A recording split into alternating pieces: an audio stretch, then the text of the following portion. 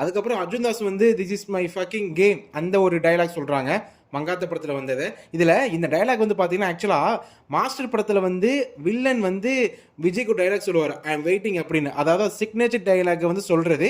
இதில் வந்து பார்த்தீங்கன்னா அஜித்தோட டைலாக் வந்து வில்லன் சொல்கிற மாதிரி அப்படிதான் இருக்கு. அதுக்கப்புறம் தீனா படத்தில் வந்து டைலாக் அந்த கண்ணு இருக்கும், காது இருக்கும், மூக்கு இருக்கும், மொழி இருக்கும், அந்த டைலாக் வந்து மறுபடியும் ரீக்ரியேட் பண்ணி சொல்கிறாங்க. அதை கூட விடுங்க, இப்போ ரீசெண்டாக வந்து பார்த்தீங்கன்னா ஒரு 2-3 மாதம் முன்னாடி ட்ரெண்டிங்கில் போச்சு இல்லை இருங்க பாய், அந்த டைலாக்லாம் எடுத்து வச்சுருக்காங்க, அப்படியே வச்சுருக்காங்க.